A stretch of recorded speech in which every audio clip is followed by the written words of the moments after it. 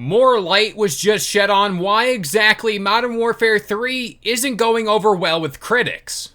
But let's break this all down. Up next.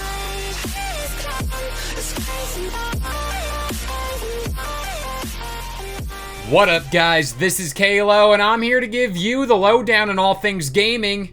And if you're new here, feel free to subscribe to this channel for weekly video game news content. Drop a like on the video and welcome to the level up. So Modern Warfare 3 has been out in the wild for a little bit of time now, seeing how the campaign has been met with less than stellar reviews and the multiplayer is now live as well. Across the board, as far as critic scores go, it kind of sits around 50 or so, depending on the site you go to. And people are wondering what exactly went wrong here.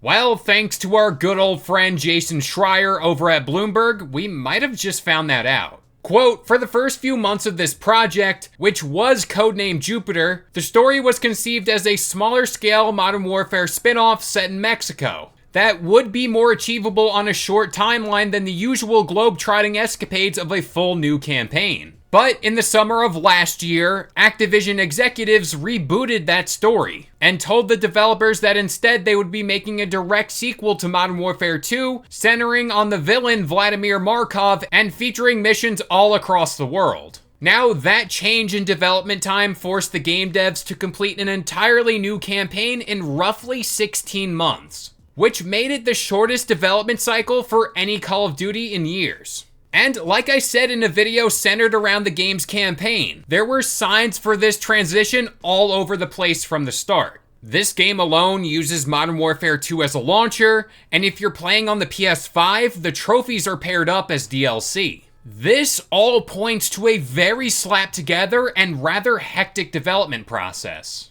To some, this may not be a surprise, but when you take a step back and just see how big of a franchise Call of Duty is, then you kind of see this stuff happening behind the scenes and you just kind of sit there and wonder, how did this all happen?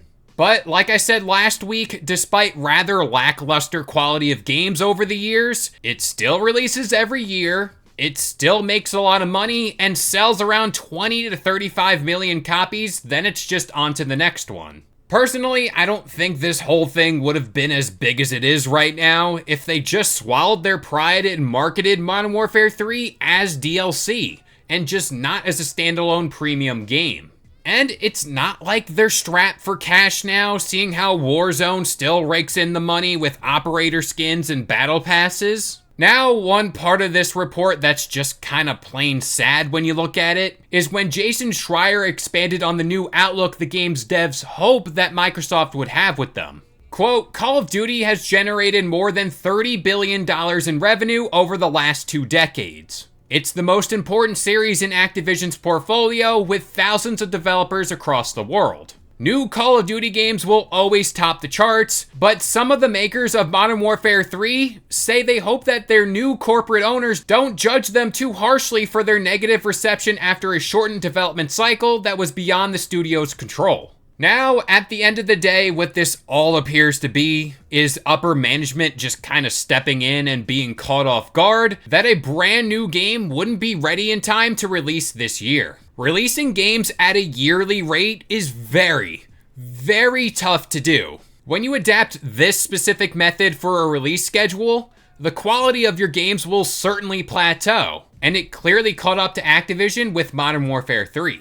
But like I keep saying with this whole Activision Blizzard merger, I just hope Microsoft would give these studios more time to really iron out their games, and move away from this yearly release cycle that has been killing Call of Duty. At the same time, you pay $69 billion for a company as a whole, and seeing how this game is still generating so much money despite all of this, you might just be tempted to continue on. But as for my personal viewpoint, I think a new way they can kind of still get this all done is releasing a brand new Call of Duty every 2 to 3 years, with those gap years in between being filled with DLC, battle passes, and let's just say some things for Warzone.